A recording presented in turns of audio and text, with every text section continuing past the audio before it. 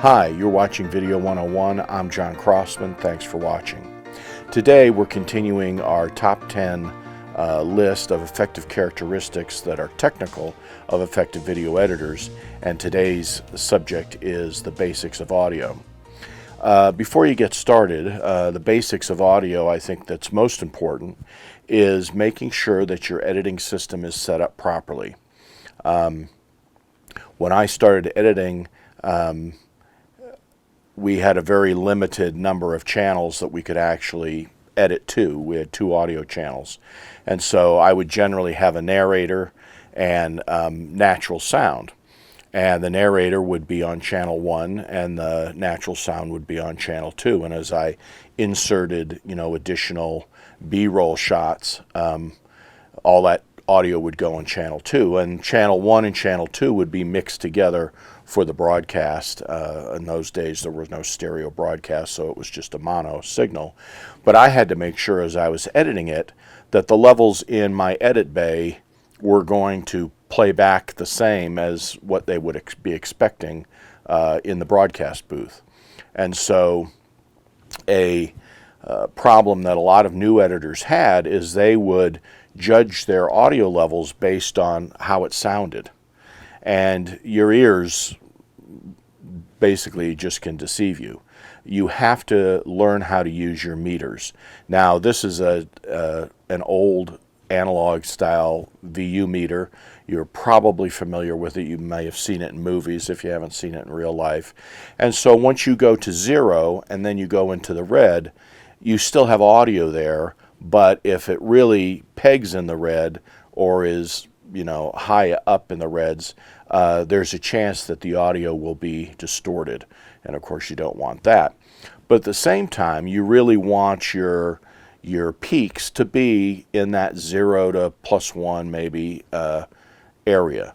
And so it would be possible to record a good strong signal at 0 or +1 and still have it sound great. Of course, now you're adding natural sound to it, and so of course we could preview edit, and you would be adding that sound to channel 2, but you've really got to monitor both channel 1 and channel 2 so that you know what the mix is going to sound like, right? Once it's playing back, once a viewer's watching it, they can't adjust the nat sound different from the narration or an interview speaker different from the narration. And so it's important that basically the levels be correct as you're editing. And the same is still true today. A lot of people, probably a majority of people, are editing on headphones these days. And headphones are very forgiving, and of course they're right on your ear, and so it may seem plenty loud to your ear, but you need to use your meters. So make sure that your meters in digital audio these days, now 0 is the absolute limit. You go over 0 and actually the audio disappears because it's sampled for volume. There are no numbers once you reach the peak. The numbers disappear, and so the audio disappears. So the new 0 for digital is really -6. And a lot of times in the field, audio people will actually give you -12 or even -18. I've edited a lot of footage that's been shot with an audio guy in the field, and in the edit bay I go, wow, you're really being too conservative in your levels, because I've got to crank everything up to make it get into that -6 place.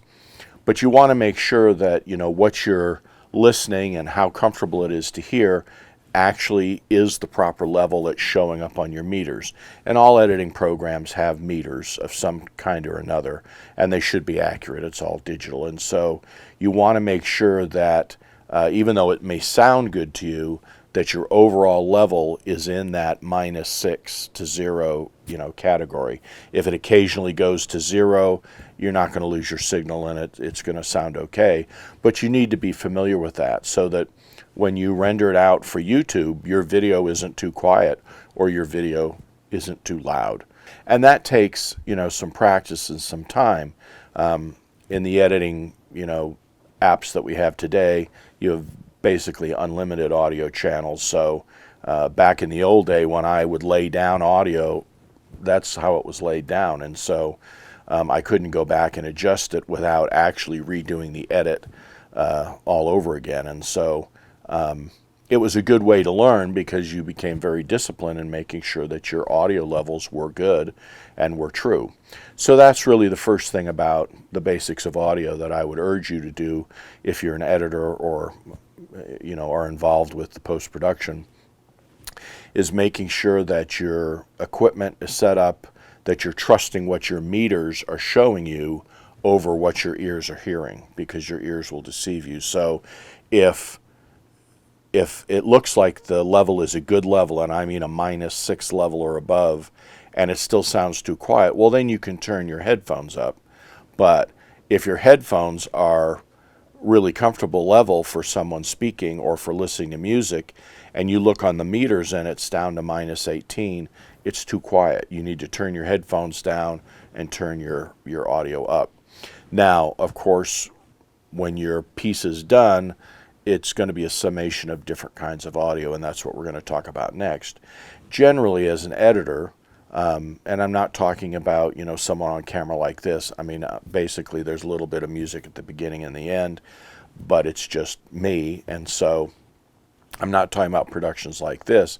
But a typical production that I do will have narration, it'll have interviews, it'll have music, and then it will have what I call natural sound or nat sound, which is the sound that goes with whatever B-roll I'm using. So if you're, showing a kid's birthday party, you should hear a kid's birthday party, right?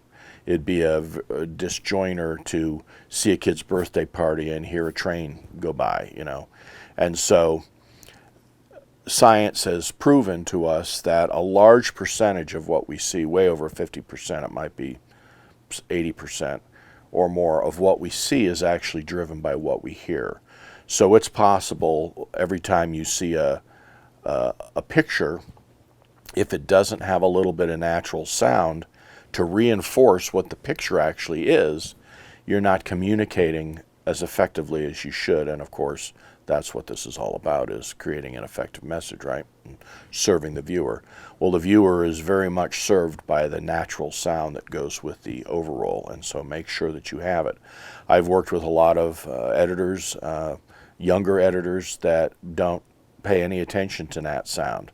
And I don't know why they don't see the difference, but you don't want it to overpower you. But I mean, it's what really makes your video a real video, is having that natural sound. So being aware of the different kinds of audio you get is the second thing. Narration is probably, hopefully, cut in some kind of voiceover booth or studio.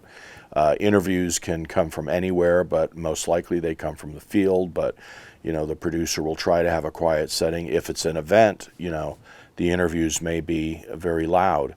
I mean, not the interviews, but the background noise may be very loud. And so these are all challenges that you have.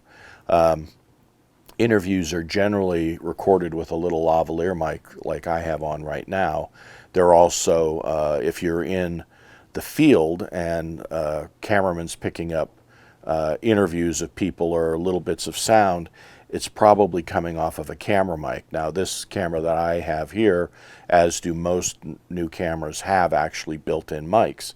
And those, if they're left to their standard devices, will give you a stereo signal of your video, which, for B-roll, that might be fine, but for an interview, you certainly don't want that. You want to mic the person directly. Kind of a middle ground between that is what some shooters use, and that's called a shotgun mic, like this. This is a very directional mic. The way it's pointed is what it hears.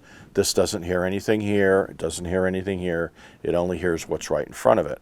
And the longer this is probably a standard to short shotgun mic. I've seen some, on top of a wedding cameras that are probably about this long, and that's probably the minimum that they really have much effect.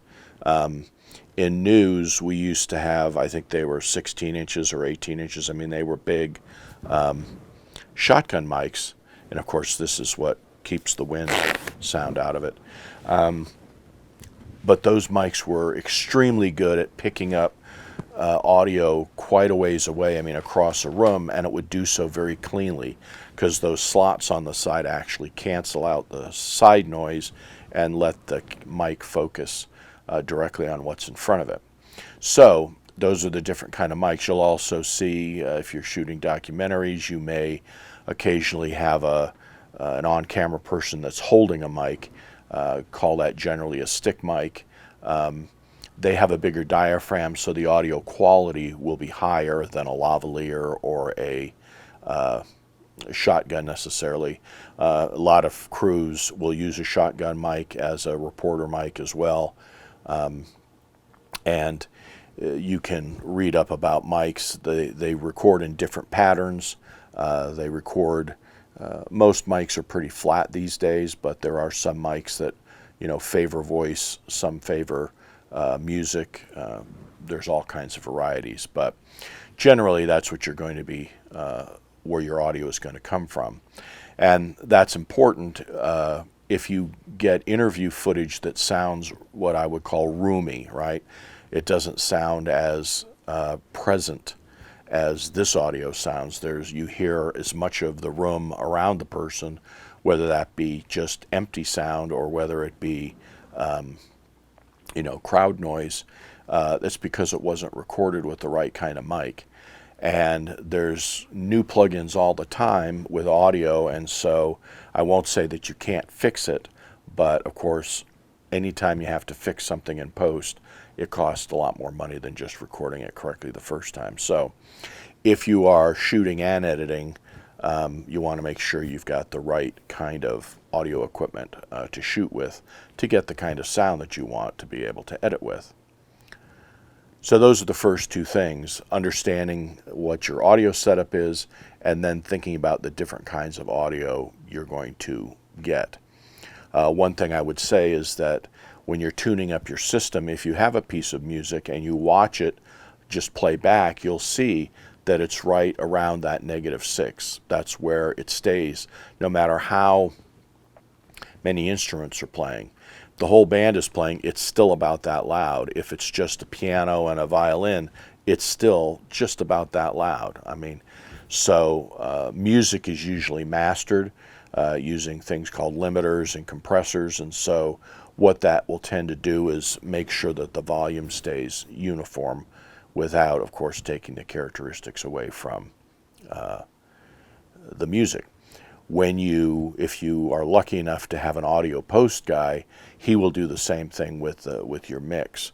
I do quite a bit of work that's sent to audio post, and so I'll have a couple channels of natural sound. I'll have sound effects for certain transitions. I'll have music, and I'll have edits in music. I'll have edits between different cuts of music, and then I'll have a narrator, and I'll have interviews. So I've got at least 5 kinds of sound going on all at the same time. I give them a reference movie that they can watch and that'll play back in Pro Tools that kind of has the mix as I generally think it should be. But the audio post guy will go through and, he will remix it. If there's noise in the narration or in the interviews or whatever, then they can go in and they can take out that noise. There's more and more plugins available to kind of take the room out of a mic if you happen to record audio that you want more presence in. But even to this day, as I'm recording this, nothing beats actually recording it correctly in the place that you're recording it rather than trying to fix it after the fact. They've got some excellent stuff out there, but it still is better to try to get it right the first time. Of course, sometimes the phone rings, whatever. They have software now that will literally just go in and take out that phone ring and leave the voice alone. It's pretty remarkable stuff, but you only want to use that, to fix things that you couldn't do properly in the field. So that's the basics of audio. There's a ton to know about audio. And elsewhere on this site, I'll probably do a more lengthy series about the getting audio in the field, as well as what you do with audio in post, and I'll bring in an expert and interview them. You're watching Video 101. My name is John Crossman. Thanks for watching.